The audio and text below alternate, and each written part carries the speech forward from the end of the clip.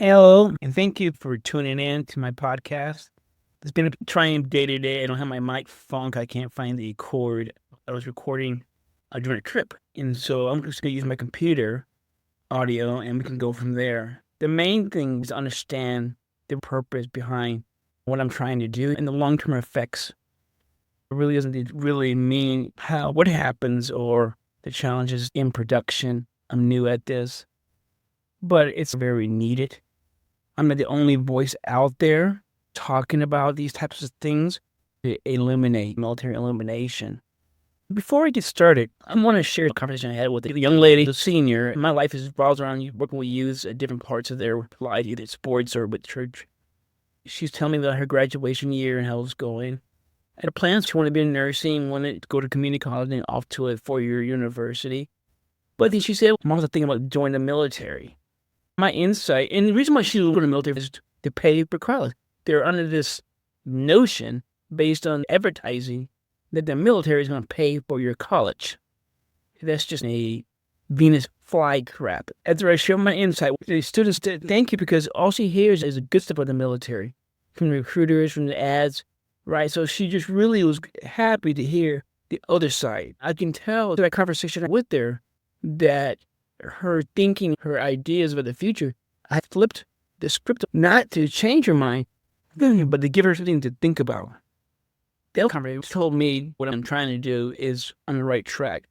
I'm not trying to get people away from the military. I want them to understand what they're getting into. I said, hey, you know what? Go get your degree, go get your college, get it out of the way, go in as an officer, maybe do the ROTC program. Now she's got time to think.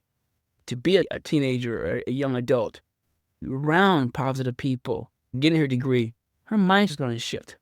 I know when I was in, my mind shifted, but I couldn't do anything. I sit at a whole at 2 in the morning. I knew I didn't want to do this much for my life. So it was to get them away from that, hurry up, make a decision senior year, take a break, see what's out there, and then make your decision. That's what we're really all about. I don't know what kind of, that's what I am about. So anyways, that's my tune in. I guess a lot of times I just go from my heart. But I want to share with you this website or my podcast. I tend to have a basic overview. I'm not trying to change minds or give details. When I say them, I'm talking about students, okay? Or young adults, or even people who know these people, okay? To think about it. That's what this is all about. Let them know what's out there. Open their eyes up. I know had it happened with me, I would have never joined the military. For 2 reasons. I'm only being in control. Welcome to Military Illumination. Let's get started. It's a podcast that would help you decide if the military option is right for you or someone you care about. I'm your host, Gary. I'm a veteran, and I share my journey and heartaches to help you navigate the traps and dangers of military service. I provide information about military recruitment traps, benefits, and lifestyles.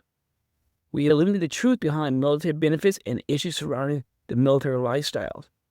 I turn on the lights to show the dark secrets of the United States Armed Forces. Through experiences, historical data, and military admissions, make an informed decision about enlisting or recommending it, especially if it's between 18 and 24 years old. Learn this information while you're in the military or going through a negative situation. By that time, it will be too late. Let's turn on the lights. This is part 2 of the military justice system, Judge Advocate General, okay? Did my first part, my last was part 2. We're going to deal with the parts, people, roles, and how they impact what is judicial appropriate, what is correct. Let's review the fundamentals when joining the military. Understand the Ferris Doctrine. You got to know it like you know it. FERES Doctrine. It is a foundation for everything. It flushes away anything you think is fair and practical and within the Constitution. It reduces you to a line item on a pay sheet. When we talk about the Ferris Doctrine, we look at is this. The congressional leaders, that's the first person that a person would go to if they're having problems in the military. That's an old myth. Right, you congressman. Yeah. Wrong answer. Anyways, the Ferris Doctrine was created through the Tort Claims Act. The same people in 1953 enacted it. What makes you think they're going to care about the soldier or the airman harmed by the military? They're not. Congressional leaders, Congress passed that law. Civilian courts, get your hands off. Okay? They're based on the fairest doctrine, means that they're going to allow the military to do what they want. You can bring a case to court, pay all the money, go to the Supreme Court. In the end, you're going to lose. The person's going to lose. Everybody knows that because the person's going through it. Why? They're thinking of the Constitution, the legal rights, protection of this country. They can't be held accountable because of the fair doctrine, which means they don't have to give you justice. They may make it look like it, but in the end, you're not going to get anything. Look at the court cases and the Supreme Court cases. That shows you that. You can just talk to people. So when we look at that, the military has autonomy or self-govern, meaning you can do whatever you want to do and no one's going to bother you. So that's the first thing you want to always understand. That's the foundation for the military. And it hinges on the fairest doctrine. It's weakening a little bit, but unless you have a high, massive profile case where they cannot run and hide, you're going to be the average person in the military is going to be, and their family is going to be affected by it. The second thing is, when we talk about the fairest doctrine, what we talk about in the military, they're always talking about, esprit de corps or country patriotism, service, the Kool-Aid. But what they don't tell you, what they're saying in print, or what they say verbally, but it's their actions that you have to look at. And really quick, the fairest doctrine was 3 cases where the military wronged somebody. Either medically, or the biggest one, namesake Lieutenant Rudolph Ferris, who was killed in a barracks fire. Military acknowledged they were negligent. Here is a poor widow with a young child, sick and denied her. This wasn't a soldier. This was a family member. They turned away a spouse of a soldier that was killed in a building owned by the government who was negligent. Think about that. The other 2 medical cases, same thing. You're signing up for when you join the military. Let's move on. And the second thing you really got to understand is I want you to draw like a Venn diagram. If you don't know what a Venn diagram, 3 circles. And 1 circle with the civilian. There's legal lawsuits, medical malpractice, dental retirement, unions, benefits. If wronged by your employer, you can sue, sexually harassed, or assaulted. You can bring that case to court. You can be heard and compensated. Medical, right? Really good. Why? Everybody's afraid of being sued for malpractice. Retirement. Good unions represent the person in the employer. Now, think about the military. This is very simple. Just flip everything you know about the civilian sector, flip it around, and it's going to be opposite. It doesn't exist in the military. You can't bring lawsuits. Medical is marginal at best, unless you're the president. The doctors are getting their minutes into the public sector. It's not the same. Not compare apples to apples. The care is everything within the military system. Yes, they say they have it, but truly, it's not. I'll bring these out more when I talk about benefits. The only thing common between the civilian sector and the military is if you can see it as opposite, then you're on the right track. And if you can live with that, better you than me. Even though I did do it, but I was 6 months into it and I wanted out. I saw the devil in the writings. Understand the JAG system prior to the military. You really gotta understand that they'll sit you down about JAG and UCMJ, and he's okay, no big deal. A person will equate it to what they know in the civilian sector, right? The injustice in the civilian court systems versus the military court systems, there's a higher rate of incarceration of people of color. You can't be perfect. It's better than most countries. The injustice in the military is injustice on steroids. It's, I don't know, I guess better you can say is it's justice in the military is like justice in a communist country. You have no rights. Let's move on. Another difference in the court systems, in the military you have the trial counsel who's going to be bringing the case to prosecute you. Well, they're similar to the prosecutor in the civilian. The trial counsel is the prosecutor. They just call him a different name. Sounds like. The detail or assigned counsel is like the public defender. There's a joke about the public defender is that you get a public defender, you might as well just go ahead and go to jail. And public defenders are cutting their teeth too. They're just getting started. And usually you don't want a public defender when you're in civilian sector. ideally, they're getting paid from the same pot as the prosecutor. What type of justice are you going to get? It's bad enough that you have an attorney that has a relationship with the prosecutor or the public defender who can work against you. The detailed counsel is appointed, and they're similar to the public defender, which means that the level of instruction, the level of legal support is minimal. They're just there symbolically. In the civilian sector, the prosecutor's office they basically determine what's going to be brought for trial, whether they're going to charge somebody or not. In the military, in most cases, it's the commander. It's a local commander, the unit commanders that will decide the type of justice, who will be charged, and what will be charged. They'll be the driving force behind it. So in the civilian sector, you have almost a separate entity who's determining the fate. In the military, the same person who's in your command is determining your fate. In Trent, I'm going to digress real fast here. On the website I went to was the Department of Defense, a website of the United States government, Department of Defense, DOD victim and witness assistance. If a person was having challenges, they probably Google it, and this might pop up. The website was very basic, thorough. It highlights the high level of injustice within the system. The commander may choose to take no action. The circumstances surrounding an event actually may warrant that no adverse action. The preliminary inquiry might indicate the accused is innocent, but the only evidence admissible. The commander may decide valid reason exists not to prosecute. The commander may initiate administrative action against a soldier. The commander might determine that the best disposition for this offense and this offender is to take administrative rather than punitive action. Administrative action is not punitive in character. Instead, is meant to be corrective and rehabilitative. Administrative actions include measures from counseling or reprimand to involuntary separation. You can go on this website, and this is what it's saying from this standpoint, based on what I understand. The commander determines what happens. In the case of my friend, they ignored the evidence. Lieutenant Colonel Brett Dockery, it's an open door policy for abuse and discrimination. A person doesn't even have to do anything wrong for this to take place.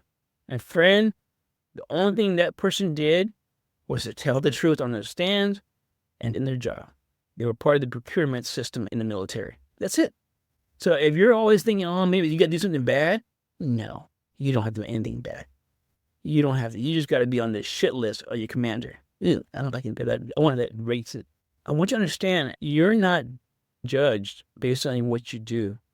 You're judged based on how someone sees you. In a transparent system in civilian courts, it's transparent. Everything is recorded. There's nothing hidden. Any outcome is there. But in military, it's veiled. That's all I can say. It's veiled. And it's a lot is hidden through the various doctrine, release of information. And finally, in civilian courts, there's accountability. If a judge does something inappropriate, if a lawyer does something inappropriate, they can be held accountable. The military, they have autonomy. They won't be held accountable. So when you're thinking about the military service, think about the judicial system.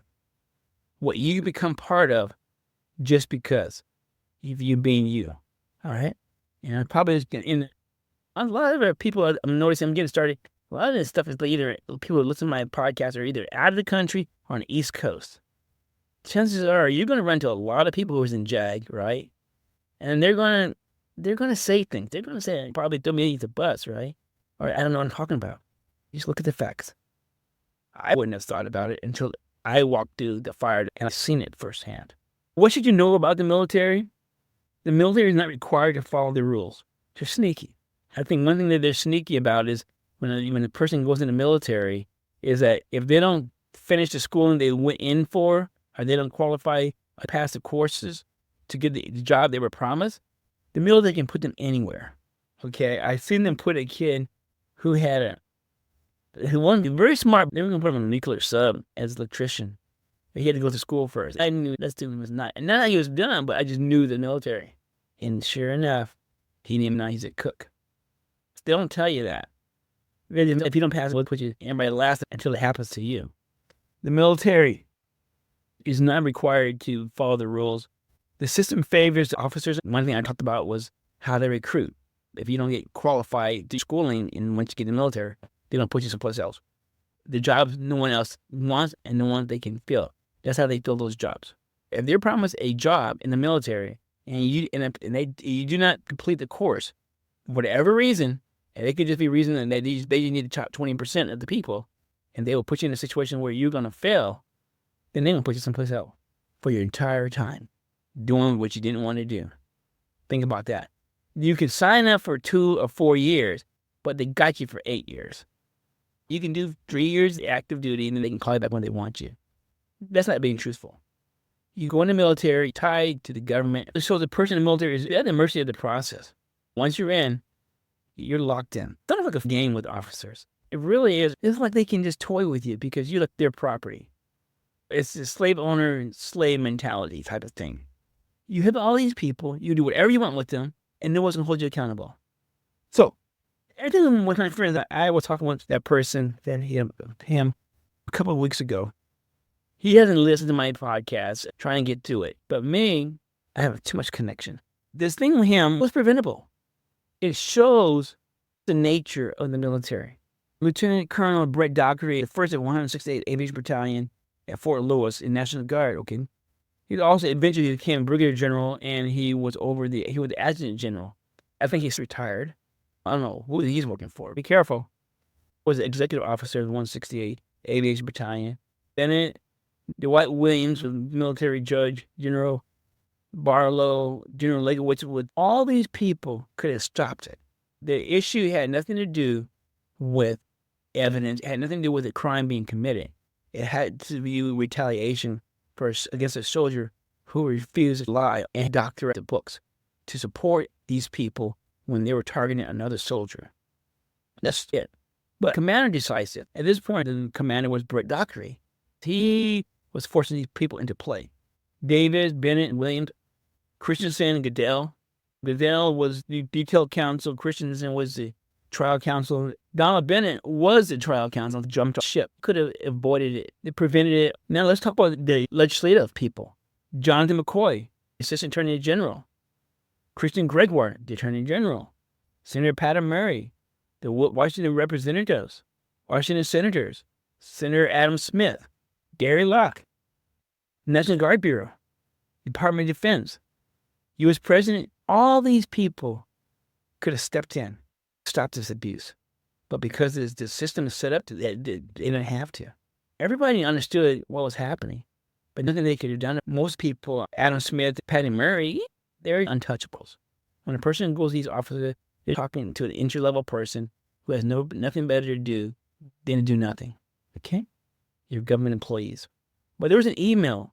I got the file from my friend, the governor's office. I said, let me see the file. Let me see what they have. What's been going on? There was probably 3 or 4 pieces of paper in it. All this was happening on communications. There was nothing in that file. They weren't doing anything. But there was this email between the governor's office, liaison, and Washington National Guard counterparts. It says, what are you guys doing? Do you realize the illegal issues that will come from this? Think about that. This was the office email. What are you guys doing? Do you realize that? I'm paraphrasing now. I'm going to ask my friend for the actual one. The National Guard Bureau, they knew. But a lot of times you're dealing with entry-level, second-tier people. You're not dealing with decision makers. These people just push paper. Nothing goes up. And if it does goes up. And a matter of fact, with one of the things he said that Patty Murray's frontline person said, they didn't read the documentation. They sent a packet and they didn't read it. Secondly, they cannot tell another government agency what to do. Think about that. That's what they said on the phone. You cannot tell another government agency what to do. If you draw a circle, put the military, right? Then the second circle, it's like a bullseye, like a target. The black part is going to be the military. The next one's going to be the affairs document. Then the courts, your legislative leaders, then the government. All these layers are insulating the military. I use the names of the people who committed these offenses to show the players, types, and roles. Not to demean them, but they're the ones who did it. The game doesn't change only the players. Doesn't matter who's in those offices. This is what's going to happen. I'm naming the perpetrator to eliminate the truth. Like rats and cockroaches who run when you turn on the lights, so people like these, the people I mentioned, will run by denying the truth. The intended effect is to ensure. Why do I do it again? It's to ensure young men and women considering military as an option towards their ultimate goals and dreams will be forewarned and told the truth before they make the mistake. I tell these people, I'm not anti-military. We need them. Somebody's got to do the unthinkable. I tell them things. I say, in the military, you're either killing somebody or you're helping somebody kill somebody. When I say that, their eyes light up. Because they're thinking about, I'm going to go and learn a trade. I'm going to be a truck driver, a mechanic, nurse. You're either killing somebody or you're helping somebody kill somebody. If you're going to join because you want to fight, be a soldier, a sailor, a military person, airman, marine, they don't need to entice you. That you want to serve from the bottom of your heart, that what you want to do is be in the military. And you don't worry about the things that Nicola happened to you. You accept them. Right. I tell them, don't join the military because of the benefits. And the big one is paying for college. Don't join the military. You have a goal, dreams, a path. There's a lot of things available rather than the military. Thing that won't take away their freedom, won't take away their justice, won't take away their legal rights, and won't leave them afterwards with a severe post-traumatic stress disorder. If you're talking to a young person, just tell them to do the work, due diligence, right? If you're a young person listening to this, right, factor this in and think about the military. If you're a high school student, you have more options than you think. You can achieve the same thing as they're offering the military, but without giving it your freedom, not giving it your identity. When a person is in the military, you're serving in a system of injustice, lies, and discrimination. I hate when I tell people I'm a veteran. It comes out in context. And then when the words I dread, especially around Veterans Day, is, thank you for your service. God, that just grinds on me, right? We have military people. I mean, they can think of it as service by getting rid of the Barrett Doctrine, talking to Congress about not reducing tax burdens on veterans, stop paying taxes on your retirement. I'm not going to get into that. I apologize. It's interesting. You're paying taxes on the money you're getting and the money you put into the system. So you're paying taxes both sides. Most civilian retirements don't do that. You either pay it when it goes into your retirement or when it comes out. Another way the military gets screwed. That's just a sidebar. Look at it. I wish people stop saying what they should be saying is, thank you for your sacrifice. Do you have PTSD?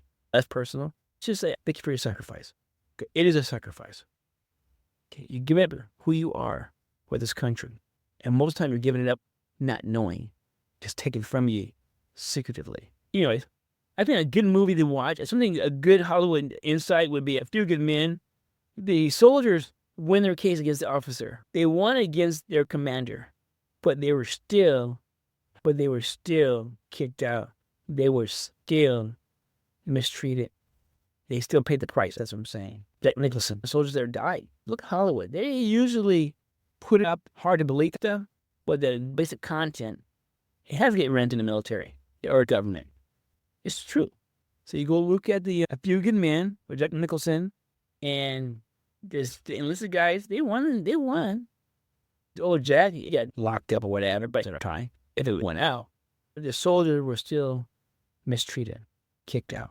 Seldom will they show enlisted members getting justice. A lot of times when they show JAG, Hollywood version of JAG is something else. Anyway, I'm not going to go there. The benchmark is Lieutenant Rudolph Ferris in other cases brought up by the doctrine. This shows you what the military was about. Here's my version of a commercial. There's some websites I find something they highly recommend. It's called Save Our Service Members. It was founded by a group of Gold Star and military families with a loved one who either died or was seriously injured at the start of their military careers. They did a great job explaining it, talking about it. Once again, that's what they focus on, right? I'm the overview, the big guy, the overview kind of guy. So if you get a chance, I will put the website in my transcripts. It's saveourservicemembers.org/Ferris/doctrine. You can go ahead and put down saveourservicemembers.org/Ferris doctrine. Go check it out. And another one is the National Network Opposing the Militarization of Youth. And we'll work to demilitarize our schools and protect our students and their students. The National Network Opposing the Militarization of Youth. It comes down to, and I think is counter. Go check it out. Counter recruitment information. It's a great source of resources. It tells the truth, gives you, best way to say it is that it touches on everything I'm talked about, but it also gives you a course of action. If you do delay entry, can you refuse to go? We need to get these military recruits out of our schools. They're coming in there with their uniforms on. They're just like giving candy, like a pedophile giving candy to kids. Anyway, it's going to be nnomy.org. Okay, that will get you National Network Opposing the Militarization of Youth, Counter Recruitment. I'll also put this in here. nnomy.org/index, or you can put it on Counter Recruitment, National Network Opposing the Militarization of Youth. Two great websites to go to. All right, it's really explains a lot. If you know a young person thinking about the military, those websites will give them the other side of the story. If you decide to join the military, more power to them. But now they'll know. When they get in, something that happens, they're not surprised. It does change the landscape when you know this is a part of it, and it's not because of you. A young lady who gets sexually assaulted by somebody in her command. Knowing that sexual assaults are high in the military, in 2003, 6% of people came forward, of the women. Okay? And I know there's some men involved too, right? 18 to 24. That comes down to, even in Army, my computer went off, so I lost a bit. What I was saying was that 6% sexually assaulted comes in at over 16,000 in a year. And that's just for one branch. Sexual assaults are common in society. That's over a lifetime. In the military, we're talking about 3 to 8 years. Knowing what you get into before can save a lot of heartache. If a person goes in, it's not like everybody's going to get sexually assaulted, but you're talking 16,000 times 4 in 5 branches. That's a lot of women. Men, and guess what? That's just the ones coming forward. Now looking at the military justice system based on discrimination and injustice, what is the process the person's going to run into? In many cases, the perpetrators are in the chain of command. What I want you to understand is the military don't expect justice. The rights, justice, Constitution, it doesn't exist. The sooner a person realizes that, the better off they're going to be. Yeah, I would say there's a lot of people who retire. They're the lucky ones. There's this thing called the 19-year itch. The ones are trying to get people out before they retire. And that's a whole different podcast. But anyway, I want to thank you. It's longer than usual. I want to thank you for joining in, listening, and hopefully you got some information out of it. Tune back in, and we will illuminate other things. That's going to help you understand what you're getting into. Have a good day. Bye.